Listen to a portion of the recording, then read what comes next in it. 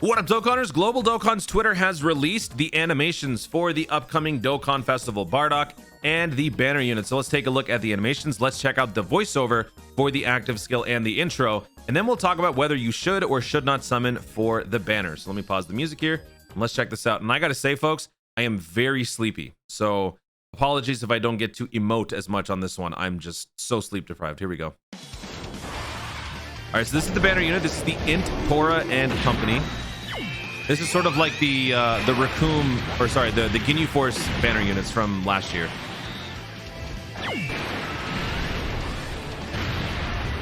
All right, cool. Here we go. Intro animation. Wait, hold on. I was talking during that. What's up?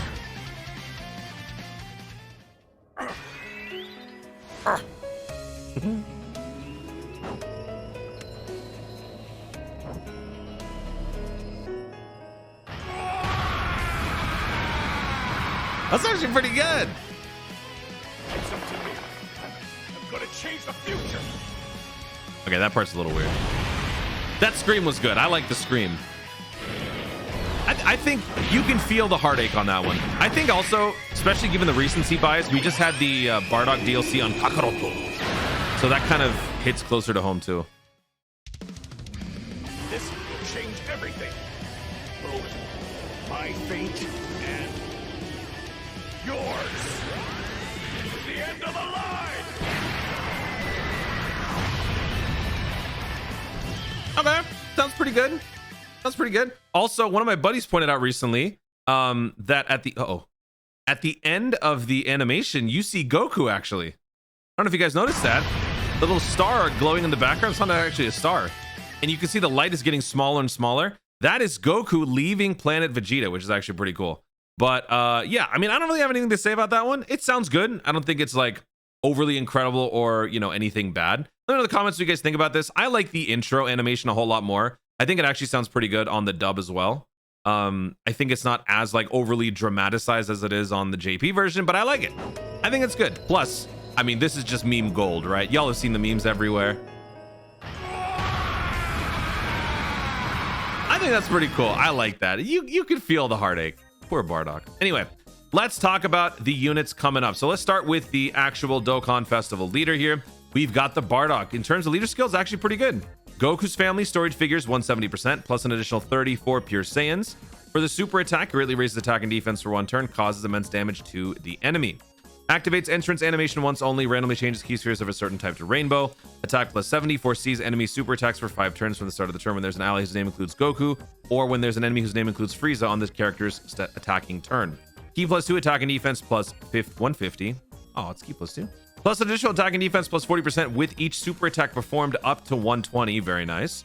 Attacks effective against all types for 1 or more key spheres obtained. Oh, okay. Plus additional attack and defense plus 50 with 2 or more key spheres obtained.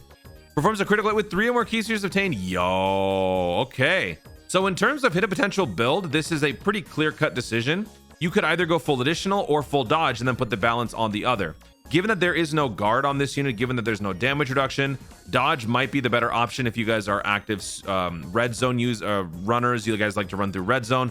Then if you are summoning and you're trying to run this unit, I think full dodge might be the better option because you then have a possible out in the slot 1.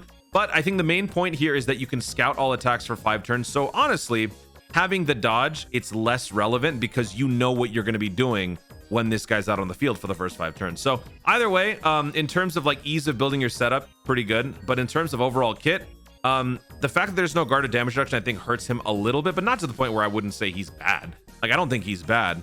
But I just don't think that he's someone that is necessary right now. We've got the active skill here. Can be activated when there are 3 or more Team BARDOCK category allies on the team starting from turn 3, or when HP is 50% or less starting from turn 5 from the start of battle. Causes ultimate damage, and within the turn activated, all attacks become criticals. Yeah, so this guy's just an easy setup when it comes to hit a potential. It's really just about how you want to use the character. You just got to remember, like, he doesn't have the guard and damage reduction, mainly because he gives you an unconditional 5 turns of foreseeing enemy super attacks. And he doesn't even have to be there. He just has to have... I think he just simply has to have the character Goku or Frieza at the start of the character's attacking turn. After that, you get 5 turns of it. So let me know what you guys think about the unit's build. I think he'll be fine. And look, if you're thinking about summoning, I mean, we haven't even gotten to the banner yet, but if you're thinking about summoning, always remember, you can beta test them first as a friend unit. That's always something you should consider. So now let's take a look at the other guy, the Int Tora Saiyan Alliance. This is like the Rakumen Guldo or the Jason Bird banner unit. Story figured 130%, key +2, 150, plus additional stats +50 when performing a super attack, plus an additional attack and defense +20 per storied figures category ally in the team up to 100%. Chance to perform a critical hit and chance to evade enemies' attacks, including super attack +10% and reduces damage received by 10% per team Bardock category ally attacking in the same turn. Storied figures, allies, key +3, 30%. All allies 30% more when there is an ally whose name includes Bardock attacking in the same turn. Dang, this guy just really makes the Team Bardock squad way more stacked. Okay, so this is basically just the Ginyu version of the summonable guys that you can bring on that makes your free-to-play team just ridiculous. So yeah, that's pretty great.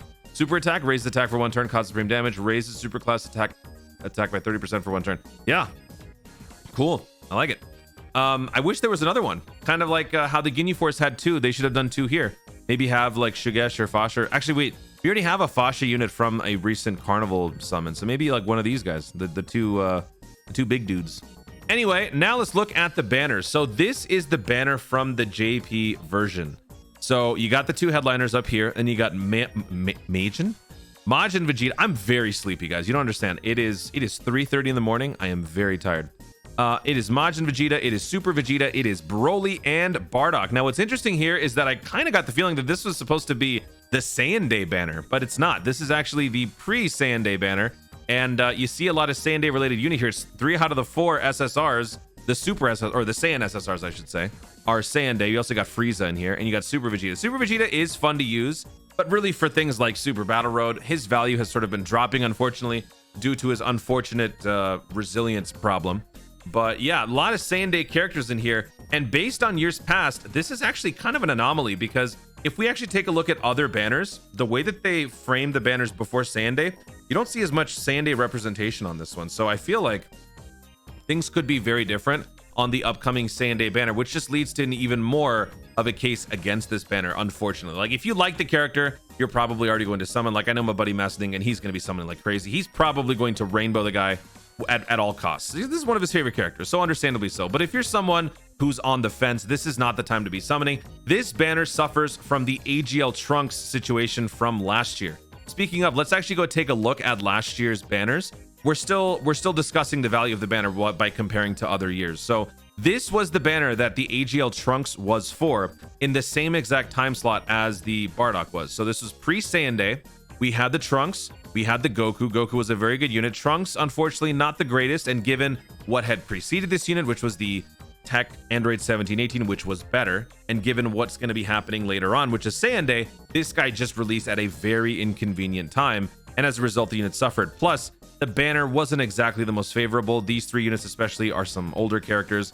Even this one is in dire need of an EZA. Well, not dire need, but these 2 are a little bit more new, and they're still not the greatest. So at the time, this was just a very bad banner. And then if we look at the Saiyan Day banner that followed, look at the big jump from the Trunks 170 to the 200% Majin Vegeta. That was a big change. So for those of you who are thinking about summoning, but you're like, you know what, I'd rather summon for Saiyan Day, this is an example as to why waiting is a little bit better here. But here you got Majin Vegeta, you got Broly, and you got Bardock. Look familiar? Yeah, they are all featured on the Bardock banner, which is so weird. If we look at the year prior to that, let's take a look. This was the Broly banner from 2 years ago. This was another joint Saiyan Day celebration. We had Broly, we had Bardock, we had Namek Goku, Kid Goku, okay. And then if we look at the preceding Dokkan Festival, it was Bojack. It was just Bardock. So it's a little weird to see all the different Saiyan Day units here, but the fact that Bardock was there and then showed up on the very next Dokkan Festival banner shows that there's precedence when it comes to units coming back even just 2 weeks later. So if you're someone who's going to be summoning for Bardock, and let's just say you get unlucky and you pull like 5 Super Vegetas and then the dude comes back 2 weeks later, that's unfortunate, right? It could happen. One of these guys, maybe even 2, could very well come back 2 weeks later, because remember, folks, this is the timeline here. February 28th to March 17th, Tech Bardock. March 17th to April 1st, Saiyan Day. We will be getting an actual Dokkan Now video presentation in the middle of March, as they've explicitly stated on the Global Dokkan Twitter account. One last example, if we go to the year prior to that, this was the Bardock Dokkan Festival 2 years ago. AGL Bardock was the unit. banner unit was the Raditz. We look at the personnel here. The only one that is in common with the previous Dokkan Festival was the Kid Goku. Kid Goku didn't receive a Dokkan Fest for Saiyan Day, but yeah, a little bit. But then we had a couple more returning Saiyan Day related characters, Namek Goku, Kid Goku, and whatnot. So it is very likely that we will see some of these guys return. So really consider that when you're going to be summoning. I don't think it's a good idea, except for maybe, you know, a handful of you guys who are going to be summoning. Just do so with extreme caution. Global has the benefit of the extra Pilaf's Trove packs. Whether they're deals or not, you guys can use those to spend and potentially summon if you're one of those people who really wants to summon but not burn your stones. There's always that option. So we'll have to see what they end up giving us for that. I think there are tickets because we saw that in the data download last week when we got the update for 5.9.2 or whatever. We got tickets for BARDOCK, so there will be tickets. So we'll have to see what those price points are, and I will show you guys on the stream. Last thing I want to point out, burst mode was announced in the in-game news. You guys might have noticed this.